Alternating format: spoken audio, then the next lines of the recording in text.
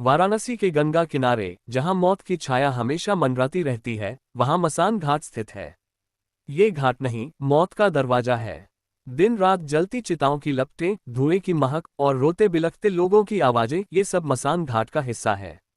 यहाँ का चौकीदार रामदास एक ऐसा आदमी था जिसकी जिंदगी मौत से जुड़ी हुई थी।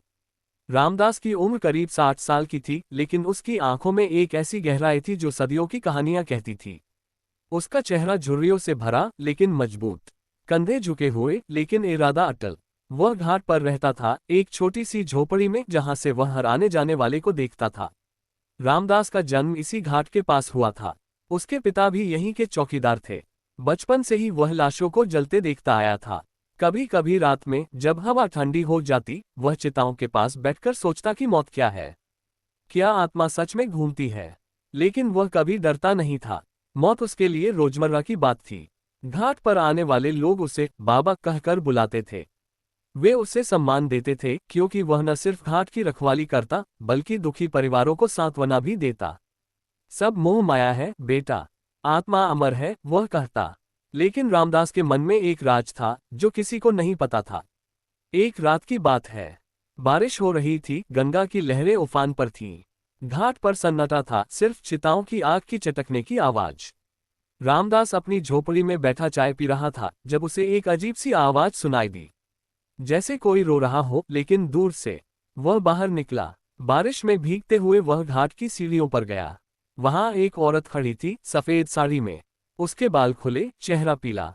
कौन हो तुम? रामदास ने पूछा। औरत ने मुड़कर देखा, उसकी आंखें लाल थीं। मुझे मेरी बच्ची लौटा दो, उसने कहा।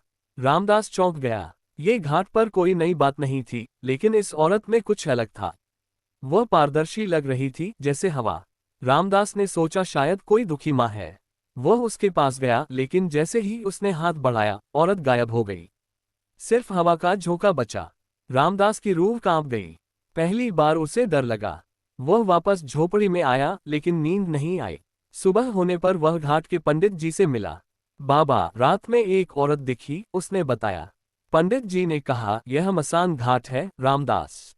यहाँ आत्माएं भटकती हैं, शायद कोई अधूरी इच्छा वाली आत्मा। रामदास ने मान लिया, लेकिन उसके मन में सवाल उठने लगे। दिन बीतते गए। रामदास का काम वही था, घाट साफ करना, लकड़ियां अरेंजिंग करना और लाशों को जलाने में मदद करना। लेकिन अब रातें अलग हो गईं। हर रात वह आवाज सुनता, कभी रोना, कभी हंसी, कभी फुसफुसाहट। एक रात वह चिताओं के पास गया। वहां एक बच्चे की लाश जल रही थी। परिवार रो रहा था। रामदास ने देखा, लाश के पास वही औरत खड़ी है। इस बार वह मुस्कुरा रही थी। तुम कौन हो? रामदास ने फुसफुसा कर पूछा। औरत ने कहा, मैं यहाँ की रानी हूँ, मसान की रानी। और गायब। रामदास अब डर से परे उत्सुक हो गया। वह घाट के इतिहास के बारे में सोचने लगा। सुना था कि सदियों पहले यहाँ एक राजकुमारी की मौत हुई थी। उसकी बच्ची भी मर गई थी। शायद वही आत्मा। वह शहर की लाइब्रेरी गया, पुरानी किताबें पढ़ी। किताबों में लिखा था कि मसान घाट पर एक श्राप है। राजकुमारी सरिता की कहानी। वह गंगा में डूबकर मरी थी, अपनी बच्ची के साथ। उनका शव यहीं जला था। लेकिन आत्मा भटक रही है, क्योंकि उनका हत्यारा कभी पकड़ा नहीं गया। रामदास ने सोचा, शायद मैं मदद कर सकता हूँ। वह रात में घाट पर बैठा इंतजार करने लगा। एक रात पूर्णिमा की। गंगा चांदनी में नहा रही थी। रामदास ने देखा, औरत फिर आए। इस बार वह करीब आए। मुझे न्याय दो, उसने कहा। रामदास ने पूछा, कैसे? औरत ने बताया, मेरा हत्यारा अभी जीवित है। वह शहर में है, अमीर आदमी।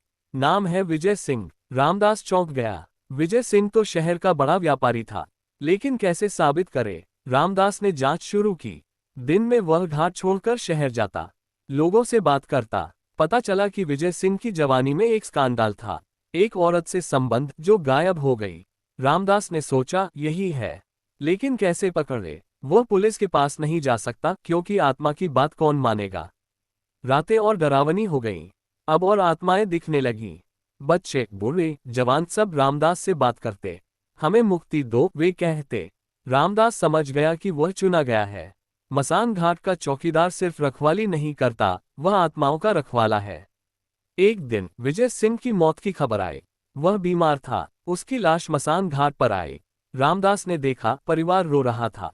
लेकिन जैसे ही चिता जली, सरिता की आत्मा प्रकट हुई। धन्यवाद, उसने कहा, अब मैं मुक्त हूँ। और गायब। रामदास ने राहत की सांस ली। लेकिन ये शुरुआत थी। अब रामदास की जिंदगी बदल गई। वह घाट पर आत्माओं से बात करता, उनकी कहानियां सुनता। हर कहानी में दर्द, प्यार, धोखा। एक कहानी थी एक युवक की जो प्यार में मारा गया। उसकी प्रेमिका ने धोखा दिया। रामदास ने उसकी मदद की, प्रेमिका को सच्चाई बताई। प्रेमिका ने पछतावा किया और आत्मा मुक्त हुई। दूसरी कहानी एक बूढ़े की जो धन के लालच में मारा गया। उसके बेटे ने जहर दिया। रामदास ने सबूत ढूंढे, पुलिस को दिए। बेटा पकड़ा गया। घाट पर शांति आई। लेकिन एक रात सबसे बड़ी चुनौती आई। एक प्राचीन आत्मा जो घाट की रक्षा करती थी, वह कहती, तुम इंसान हो, लेकिन अब तुम्हारी बारी है। रामदास समझा कि वह मौत के करीब है, लेकिन वह तैयार था। शब्दों के। रामदास अब मसान घाट का असली मालिक बन गया था। दिन रात वह आत्माओं से घिरा रहता। सुबह होते ही घाट पर लोग आते, लाशें जलाते, लेकिन रात में घाट आत्माओं का होता। रामदास की झोपड़ी अब एक मंदिर जैसी हो गई थी। वहां मोमबत्तियां जलती, अगरबत्ती की महक। वह आत्माओं की कहानियां लिखता ताकि दुनिया जाने। एक दिन एक नई लाश आई। एक युवती की। नाम था मीरा। वह आत्महत्या करके मरी थी। परिवार कहता, प्यार में धोखा। रामदास ने चिता जलाई। रात में मीरा की आत्मा आई। मुझे न्याय दो बाबा, उसने कहा। रामदास ने पूछा, क्या हुआ? मीरा ने बताया, उसका प्रेमी राज ने धोखा दिया। शादी का वादा करके किसी और से शादी कर ली। मीरा ने जहर खा लिया। रामदास ने फैसला किया, मदद करेगा। वह शहर गया, राज से मिला। राज अमीर था, कारोबारी। तुमने मीरा को मारा, रामदास ने कहा। राज हंसा, बुरे, चले जाओ। लेकिन रामदास नहीं माना। वह मीरा की डायरी ढूंढी जिसमें सब लिखा था। पुलिस को दी। राज पकड़ा गया। मीरा की आत्मा मुक्त हुई। लेकिन यह आसान नहीं था। अब आत्माएं ज्यादा आने लगीं। एक रात एक समूह आया। वे कहते, हम युद्ध में मरे, न्याय दो। रामदास ने इतिहास पढ़ा। पता चला, सदियों पहले यहाँ युद्ध हुआ था। योद्धाओं की आत्माएं भटक रही थीं। रामदास ने पूजा की, मंत्र पढ़े। शांति आई। रामदास की प्रसिद्धि फैल गई। लोग दूर दूर से आते, अपनी समस्याएं बताते। बाबा, मेरे घर में भूत है, कोई कहता। रामदास जाता, आत्मा से बात करता, मुक्ति देता। लेकिन उसकी सेहत गिरने लगी। वह थक जाता। एक दिन उसकी अपनी अतीत की आत्मा आई। उसकी पत्नी जो सालों पहले मरी थी। राम, तुमने मुझे भुला दिया, उसने कहा। रामदास रो पड़ा। नहीं लक्ष्मी, मैं रोज याद करता हूँ। लक्ष्मी ने बताया, उसकी मौत दुर्घटना नहीं, हत्या थी। पड़ोसी ने किया। रामदास ने जांच की, पड़ोसी अब बूढ़ा था। उसने कबूल किया। पुलिस आई, लेकिन बूढ़ा मर गया। लक्ष्मी मुक्त हुई। अब रामदास को लगता, उसका काम पूरा हो रहा है। लेकिन एक बड़ी आत्मा आई, मसान का राजा। वह कहता, तुम मेरी जगह लो। रामदास डरा, लेकिन मान गया।